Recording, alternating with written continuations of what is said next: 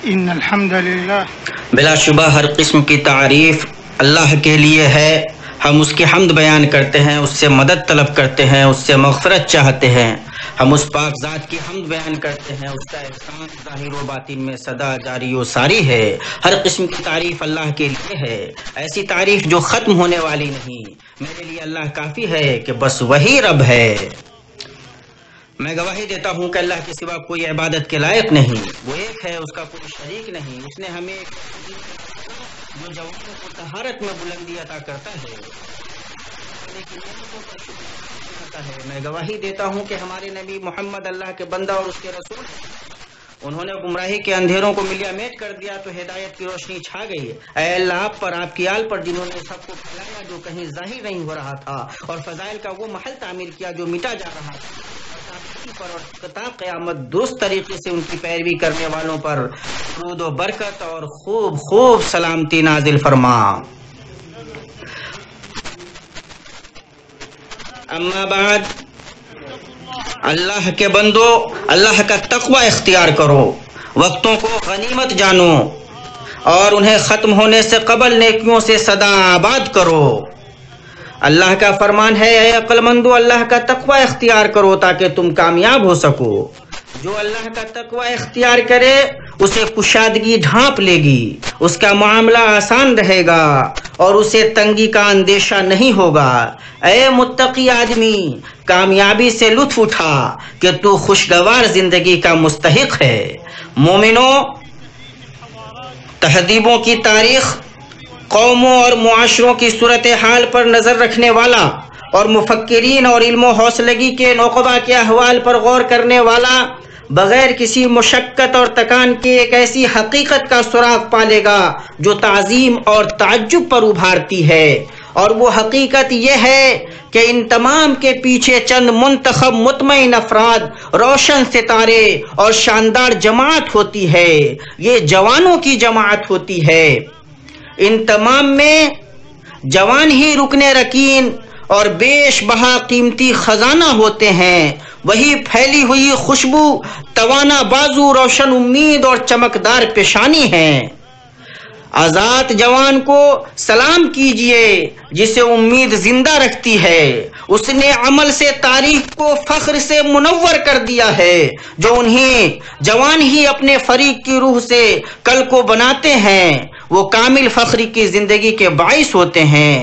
مسلمان بھائیوں، اسلام نے جوانوں کو مکمل توجہ، عنایت اور اہتمام دیا ہے. یہاں تک کہ ان کی ولادت سے قبل ہی سے دیکھ بھال کا یہ رویہ رکھا گیا ہے. میاں بیوی کو وصیت کی گئی ہے کہ وہ دونوں اپنے لیے بہتر شریک حیات منتخب کریں.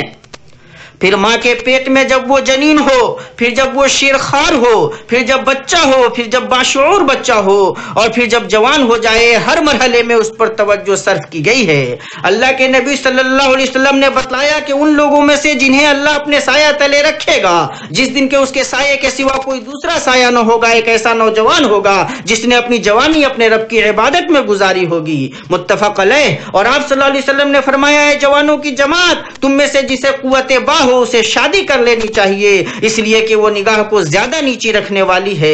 اسے بخاری اور مسلم نے ابن مسعود رضی اللہ تعالیٰ عنہ سے روایت کیا ہے. اس بلند توجہ نے جوانوں کے روشن نمونے نکالے جنہوں نے اقدار و روایات کی بلندی، فضائل کو مضبوط پکڑنے اور بہتر اخلاق سے آراستہ ہونے میں سبقت کی. یہاں تک کہ لوگ اللہ کے دین میں قابل ستائش اخلاق، منفرد بہادری اور روشن و بلند کارناموں کو دیکھ کر فوج فردر فوج داخل ہونے لگے. میں جوان کو اکرام بھرا سلام پیش کرتا ہوں. وہ ہمارے قیمتی خزانہ اور راز فخر ہیں. اللہ کے نبی صلی اللہ علیہ وسلم کے صحابہ بھی تو اونچے افکار کے مالک جوان ہی تھے. بدر کے دن جھنڈا اٹھانے والے علی ابن ابی طالب کی عمر کیا تھی؟ اسامہ کی عمر کیا تھی جب انہوں نے لشکر کی قیادت کی؟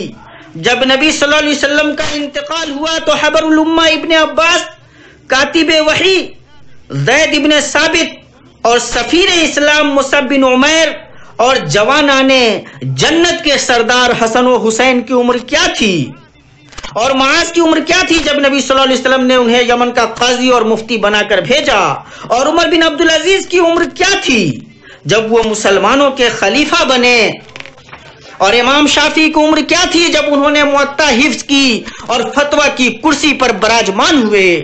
یہ سب کے سب جوانی کی عمر میں تھے اور ان کے علاوہ بھی ہزاروں تھے۔ اسی طرح اسلام نے میری قوم کو جوان، مخلص، آزاد اور امین بنایا۔ انہوں نے اپنوں میں عظیم ترین یقین و علم والے کی تابعداری اختیار کی، نہ کہ جرأت مند نگاہ والوں کی۔ مسلمانوں، جوانی کا مرحلہ عقیدے کو تقویت پہنچانے، فکر کی تشکیل اور منہج کی سلامتی کا مرحلہ ہے۔ اسی مرحلے میں انسان اپنے نفس، اپنی ذات، اپنے مقصد اور اپنی غایت کو مضبوط کرتا ہے۔ اسی لیے سب سے اہم اور سب سے ضروری یہ ہے کہ اس مرحلے کی طاقت کو بڑے کارناموں اور بھلائیوں کی طرف پھیرا جائے اور اسے برائیوں اور مفاسد سے بچایا جائے، اور یہ بات چند چیزوں سے حاصل ہوگی۔ ان میں سب سے اہم علم شرعی کے ذریعے اس کی حفاظت ہے، اس لیے کہ علم شرعی سے حرمتوں کی حفاظت ہوتی ہے، دین کے حدود کی بے حرمتی اور پامالی سے اس کی حفاظت ہوتی ہے، اور اسی علم شرعی سے آدمی دنیا و آخرت میں سعادت کی طرف سبقت سے ہمکنار ہوتا ہے۔ اور تاکہ شریعت ہی ہادی و مرشد ہو تو ضروری ہے کہ جوانوں پر ان کی جذباتیت حکمرانی نہ کرے، ان کا تحمس ان کا قائد نہ ہو، بلکہ ضروری ہے کہ وہ ہدایت کے راستے پر ایسے ثقہ علماء اور کبار شیوخ کی رہنمائی میں چلیں جن کے پاس وسیع علم اور نفع بخش تجربات ہیں، تاکہ ان کی نصیحت سے فائدہ اٹھائیں، ان کے مشوروں پر عمل کریں، اور امید ہے کہ اس کے بعد وہ اپنی امت اور دین کے لیے زیادہ نفع بخش ثابت ہوں گے اور ان لوگوں سے زیادہ حفاظت کرنے والے ہوں گے جو جوانوں کو حق کے پیغام اور زمین پر روشنی کے پھیلانے سے پھیرنے کی سازش کرتے ہیں۔ اللہ کا فرمان ہے، حالانکہ یہ لوگ اسے رسول کے اور اپنے میں سے ایسی باتوں کی تہ تک پہنچنے والے کے حوالے کر دیتے تو اس کی حقیقت وہ لوگ معلوم کر لیتے جو نتیجہ اخذ کرتے ہیں۔ نمبر 2، ملک کی تعمیر اور اس کی آبادکاری کی تگ و دو کے لیے جوانوں کو ابھارنا، ان کے ساتھ حسن ظن رکھ کر اور انہیں قوت سے نواز کر، اور یہ بیان کر کے کہ وطن کی نسبت مجرد، بھرپور اور ولولہ انگیز جذبہ ہی نہیں بلکہ اس کے ساتھ ذمہ داری کا احساس اور اپنے اوپر واجب حقوق کی ادائیگی بھی ہے۔ ایک ساتھ ایک ملک میں رہنا وطن کے تمام فرزندوں کے بیچ زندگی، انجام اور چیلنجز میں، حصولیابیوں اور کامرانیوں میں، حقوق اور ذمہ داریوں میں باہمی حصے داری ہے۔ اس وطن میں ہماری مثال ایک جسم کی سی ہے۔ وطن کی تعمیر زمین میں خلافت اور اس کی آبادکاری کے حکم کو ماننا ہے۔ اللہ تعالیٰ کا فرمان ہے، اس نے تمہیں زمین سے پیدا کیا اور اسی میں تمہیں بسایا ہے، اور یہ کام مستقبل کے اسٹریٹجک منصوبوں، تہذیبی سرمایہ کاری اور تکنیکی سہولتوں سے ہوگا۔ اس کے علاوہ مثبت اثر اندازی اور تخلیقی حصے داری سے ہوگا۔ وطن کی تعمیر اور زمین کی آبادکاری کا بڑا بوجھ جوانوں کے کندھے پر عائد ہوتا ہے، اس لیے کہ وہی مؤثر طاقت، مفکر عقل اور کام کرنے والا ہاتھ ہیں۔ مسلمانوں، مسلم معاشرے کو دوسرے معاشروں سے ممتاز کرنے والی چیز یہ ہے کہ مسلم معاشرہ آپس میں ایک دوسرے کا ہاتھ مضبوطی سے پکڑے ہوئے ہوتے ہیں، ایک دوسرے کو حق کی اور اس پر صبر کی نصیحت کرتے ہیں، اور بھلائی و تقوی کے معاملے میں باہم تعاون کرتے ہیں۔ آپ صلی اللہ علیہ وسلم کا فرمان ہے، تم میں سے ہر ایک نگہبان ہے اور ہر ایک سے اس کی نگہداشت کے بارے میں پوچھا جائے گا۔ متفقن علیہ۔ پتہ چلا کہ ہماری روشن شریعت علیحدگی پسندی اور خول میں بند ہونے کو نہیں جانتی، وہ جمود کو نہیں جانتی، بلکہ نت نئی تبدیلیوں کے مطابق وہ انفتاح و تجدد اور لچک کو جانتی ہے، ساتھ ہی وہ اصول اور مسلمات کی حفاظت بھی کرتی ہے۔ اس لیے اے جوانوں، اس ذمہ داری کی قدر کرو، اس کی شروعات خود اپنے نفس سے کرو، اپنے اعضاء، بدن، روح، عقل، علم، عمل، عبادات اور معاملات سے کرو۔ جوانوں، دین، وطن اور سماج کے تئیں آپ کی ذمہ داریاں اور آپ پر عائد حقوق ہیں، ان میں سے یہ ہے کہ قول و عمل میں اخلاص ہو۔ اسی طرح جوان کے لیے ضروری ہے کہ جس طرح وہ اپنے بدن اور مظہر پر دھیان دیتے ہیں، اسی طرح اپنے دل اور نفس کی سلامتی پر دھیان دیں۔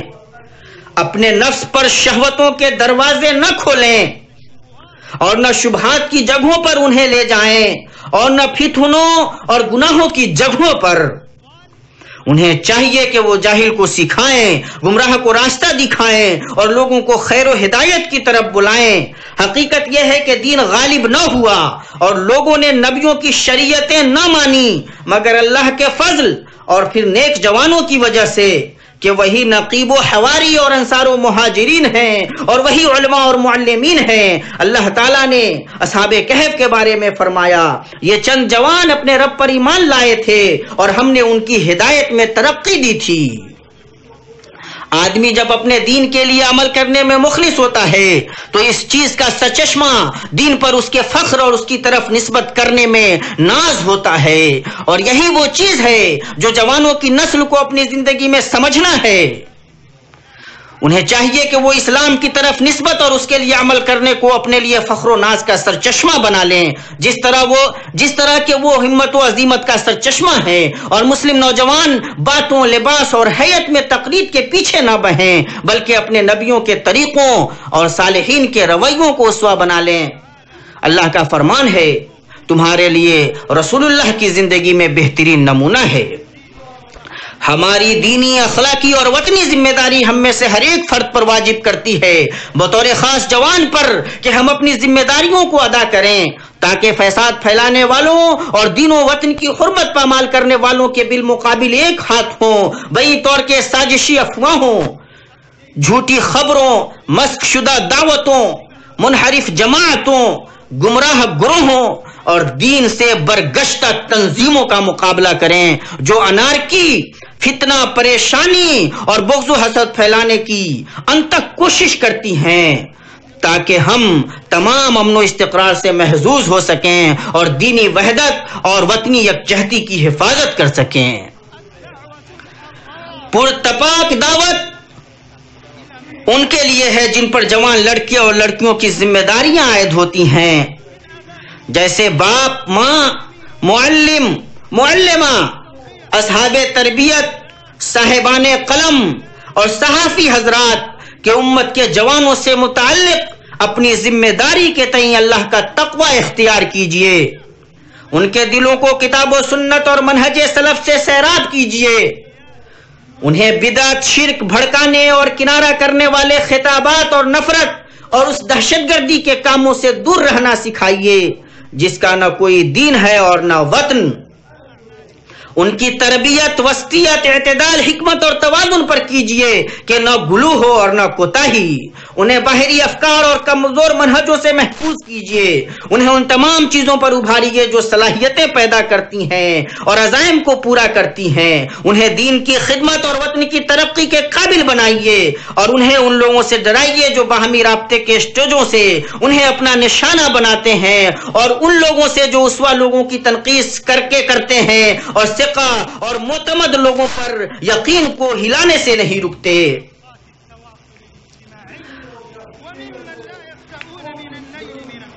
اصحاب حوصلہ کو جاننا چاہیے کہ ناکام نچلے بیٹھے لوگ بہت ہیں جو نمایاں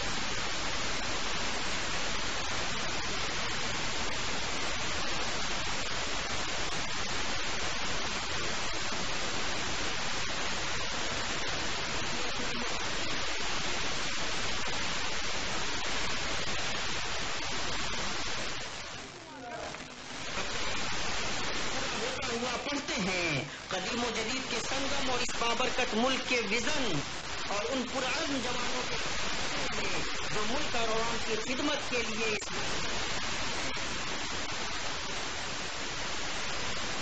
یاد رکھیے کہ جوانی ایک ایسا مرحلہ ہے جو لوٹنے والی نہیں ہے، اور اللہ تبارک و تعالیٰ قیامت آدمی سے اس کی جوانی کے بارے میں پوچھے گا کہ اس نے اپنی جوانی کہاں صرف کی تھی۔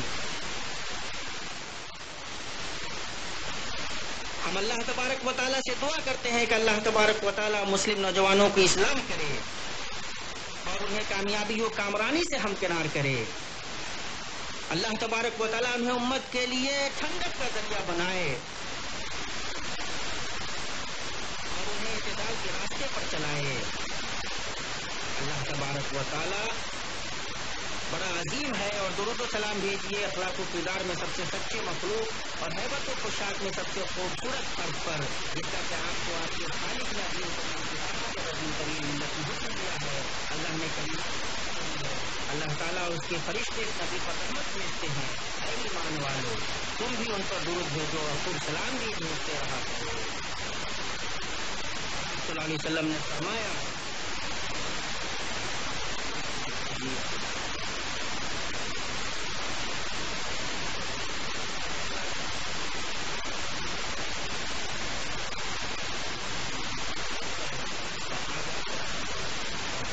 طریقے پر ٹھیک سے چلے، ان پر درود و سلام نازل ہو۔ رسول پاک صلی اللہ علیہ وسلم پر اور تابعین پر اور ان کی درست طریقے سے پیروی کرنے والوں پر، اور اللہ تبارک و تعالی ہم سے بھی اپنے فضل و کرم سے راضی ہو۔